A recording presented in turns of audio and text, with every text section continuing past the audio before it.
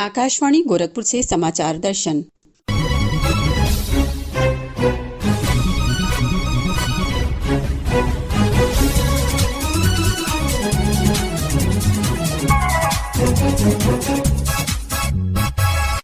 इस अंक में वाराणसी में संकट मोचन संगीत समारोह और मतदाता जागरूकता अभियान।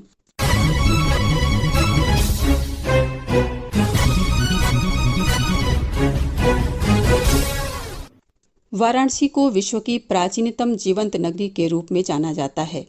यहाँ धर्म अध्यात्म के साथ ही संस्कृति की सरिता निरंतर प्रवाहमान रहती है। वाराणसी की संस्कृति परंपरा में एक अनूठा आयाम यहाँ के विश्व प्रसिद्ध संकट मोचन संगीत समारोह के साथ भी जुड़ता है। संकट मोचन मंदिर में होने वाले समारोह में इस वर्ष 101वीं कड़ी मनाई गई। हर वर्ष की तरह इस वर्ष भी देश विदेश के विख्यात कलाकारों ने अपनी संगीतमय प्रस्तुतियों के माध्यम से भगवान संकट मोचन के दरबार में हाजिरी लगाई। ये आयोजन युवा कलाकारों के लिए प्रतिभा प्रदर्शन का एक सशक्त मंच भी बना। 6 दिनों तक चले इस संगीतमय समारोह में बड़ी संख्या में संगीत प्रेमी संकट मोचन मंदिर पहुंचे। पेश है इस वर्ष आयोजित संकट मोचन संगीत समारोह पर हमारे वाराणसी प्रतिनिधि की एक रिपोर्ट। काशी को देश की सांस्कृतिक राजधानी भी कहा जाता है। देश की इस सांस्कृतिक राजधानी के हनुमत दरबार में संगीत का सबसे बड़ा महाकुंभ 27 अप्रैल से 2 मई तक चला। इस संगीत समारोह में 6 दिन में 49 बड़े नामचीन कलाकारों ने अपनी प्रस्तुति दी। खास बात यह रही कि इस बार संगीत समारोह में लंदन से आए तबला वादक संजू सहाय ने भी हनुमान दरबार में अपनी हाजिरी लगाई। 6 दिनों के इस संगीत समारोह में देश के अलग अलग जगहों के कलाकारों ने अपनी प्रस्तुतियाँ दी। इसमें कई पद्म अवार्डी भी हैं। समारोह में संगीत के साथ क्लासिकल डांस की भी प्रस्तुति हुई। हर दिन 7 से 8 प्रस्तुतियां हुई, जिसमें लंदन से तबला वादक संजू सहाय के अलावा भजन सम्राट अनूप जलोटा, पंडित विश्व मोहन भट्ट, शास्त्रीय गायक पंडित साजन मिश्र, पद्म अवार्डी मालिनी अवस्थी, ड्रम वादक शिवमणि, कविता कृष्णमूर्ति, हरीश गंगानी, रतिकांत महापात्र, उल्लास कलास्कर सहित कई नामचीन कलाकारों ने अलग अलग दिनों अपनी प्रस्तुतियां दी। आखिरी निशान में प्रख्यात गायिका कविता कृष्णमूर्ति ने हनुमत दरबार में कभी प्रभु श्री राम की महिमा तो कभी महाभारत और मीरा के भजनों से महाबली का वंदन किया। हर संगीत रसिक के चेहरे पर एक तृप्ति की झलक साफ देखने को मिल रही थी। अंतिम प्रस्तुति में पंडित भीमसेन जोशी के सुयोग्य शिष्य पंडित हरीश तिवारी ने राग ललित में ख्याल गायकी के बाद अन्य रागों में कई बंदिशें सुनाई। भजन से गायन को विराम दिया। तबले पर पंडित विनोद लेले व संवादनी पर पंडित धर्मनाथ मिश्र ने संगत की। संचालन व्योमेश शुक्ला, साधना श्रीवास्तव, चंद्रिमा राय और जगदीश्वरी ने किया। इसी के साथ एक वर्ष के लिए संगीत समारोह समाप्त हुआ। अब की बार खास यह रहा कि इस बार संकट मोचन संगीत समारोह में बनास घराने के युवा कलाकारों को भी मौका मिला। इस संगीत उत्सव में दर्जनों युवा कलाकारों ने अपनी प्रस्तुतियाँ दी। प्रोफेसर विशंबर नाथ मिश्र के अनुसार बनास का संगीत घराना काफ़ी पुराना और नामचीन है। ऐसे में यह युवा पीढ़ी अपनी संगीत साधना से उसे नई पहचान देगी।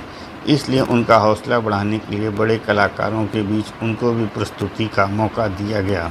अब की बार संकट मोचन संगीत समारोह में कला विथिका का भी प्रदर्शन किया गया, जिसमें हनुमत प्रभु के विविध रूपों की तस्वीरें रहीं। इस बार हनुमान जी के 201 स्वरूपों के दर्शन भक्तों को हुए। यह कला प्रदर्शनी भी 27 अप्रैल से 2 मई तक चली। सेल्फी पॉइंट में 14 फीट के पुष्पक विमान और श्री राम और सीता हनुमान जी को मजीरा बजाते हुए दिखाए जाने पर भक्त काफ़ी हर्षित हुए। अब की बार सबसे खास बात यह रही कि कार्यक्रम के आयोजक पंडित विशंबर नाथ मिश्र के परिवार के किसी सदस्य के द्वारा लगभग 45 वर्षों के पश्चात पहली बार मंच पर अपनी प्रस्तुति दी गई। संकट मोचन मंदिर के महंत प्रोफेसर विशंबर नाथ मिश्र ने गुंदेचा बंधुओं के ध्रुपद गायन के साथ पखावज पर संगत करके विगत 45 वर्षों से महंत परिवार और मंच के बीच चली आ रही रिक्तता को पूर्ण किया। उन्होंने कहा कि मेरे दादा एवं गुरु पंडित अमरनाथ मिश्र से जुड़ी स्मृतियों का स्मरण बरबस हो आया। सौभाग्य है कि हमें नियमित हनुमत सेवा का अवसर मिला है, किंतु संकट मोचन संगीत समारोह में आज पहली बार हनुमान जी महाराज ने मेरा नादार्चन स्वीकार किया है। काशी ही नहीं देश दुनिया में संगीत के क्षेत्र में एक अलग ही स्थान रखने वाले संकट मोचन संगीत समारोह का समापन भाव विभोर अंदाज में संपन्न हुआ। समाचार दर्शन के लिए वाराणसी से मनीष सिंह। 7 चरणों में हो रहे लोकसभा चुनाव 2024 में अब तक 2 चरणों का मतदान पूरा हो चुका है, जबकि आज तीसरे चरण में 10 संसदीय क्षेत्रों में वोट डाले जा रहे हैं। इस बीच शेष बचे 4 चरणों के चुनाव को लेकर निर्वाचन आयोग का प्रयास अधिकाधिक मतदान कराने का है। इसके लिए उन संसदीय क्षेत्रों में जहां अभी मतदान नहीं हुआ है, मतदाता जागरूकता के अभियान व्यापक पैमाने पर चलाए जा रहे हैं। निर्वाचन आयोग की पहल पर स्कूलों और कॉलेजों में भी कई तरह के जागरूकता कार्यक्रमों का आयोजन किया जा रहा है। साथ ही मतदान प्रतिशत बढ़ाने को लेकर कई स्वयंसेवी संस्थाओं की तरफ से भी अभियान चलाया जा रहा है। सिद्धार्थनगर जिले की डुमरियागंज लोकसभा सीट पर 6वें चरण में आगामी 25 मई को मतदान होना है। यहां प्रशासन का प्रयास है कि अधिक से अधिक लोग अपने अपने बूथों पर वोट डालने पहुंचे। मतदाता जागरूकता के कार्यक्रमों को लेकर प्रस्तुत है हमारे प्रतिनिधि की रिपोर्ट। जनपद सिद्धार्थनगर में लोकसभा चुनाव में मतदान प्रतिशत बढ़ाने को लेकर लगातार प्रशासन द्वारा लोगों को जागरूक किया जा रहा है।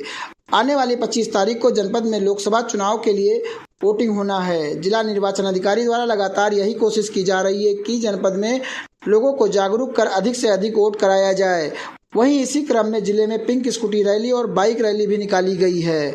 स्कूल के छात्र छात्राओं द्वारा लगातार मतदान को लेकर नए नए स्लोगन व रंगोलियां बनाई जा रही हैं, जिसमें शिक्षक भी बढ़ चढ़ कर हिस्सा ले रहे हैं। आपको बता दें कि ये पिंक रैली जनपद मुख्यालय के लोहिया कला भवन से निकली, जिसमें सिद्धार्थनगर जिले के विभिन्न विभागों की महिलाओं व कर्मचारियों के साथ साथ स्थानीय महिलाओं ने बढ़ चढ़कर हिस्सा लिया। रैली को जिलाधिकारी पवन अग्रवाल, पुलिस कप्तान प्राची सिंह ने हरी झंडी दिखाकर रवाना किया। इस मौके पर उनके साथ मुख्य विकास अधिकारी जयंत कुमार, बेसिक शिक्षा अधिकारी देवेंद्र कुमार पांडे, परियोजना निदेशक नागेंद्र मोहन त्रिपाठी के साथ जनपद स्तर के अधिकारी मौजूद रहे। पिंक स्कूटी रैली के बारे में बताते हुए जिला अधिकारी पवन अग्रवाल ने कहा कि सिद्धार्थनगर जिले में 6ठे चरण यानी 25 मई को मतदान होना है। मतदान प्रतिशत बढ़ाने के लिए जिला प्रशासन हर स्तर से प्रयास कर रहा है।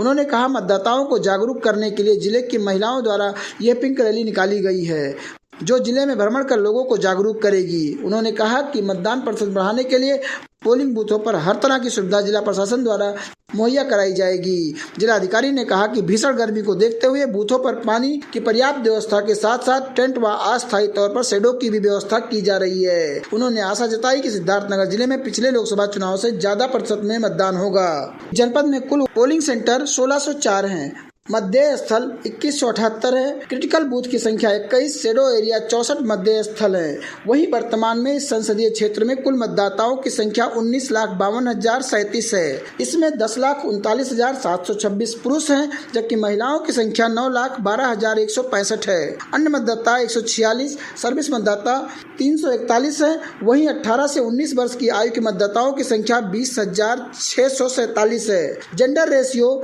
1872 है, 872 है। ईपी रेशियो 59.21% है। इसके साथ पीडब्ल्यूडी मतदाताओं की संख्या 27,026, 100 प्लस आयु मतदाताओं की संख्या 24 है।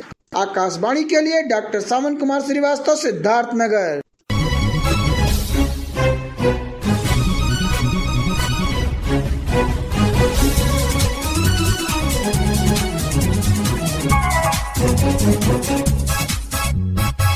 इसी के साथ संपन्न होता है समाचार दर्शन का ये अंक। संपादन सुशील चंद्र तिवारी और वाचन सुषमा श्रीवास्तव।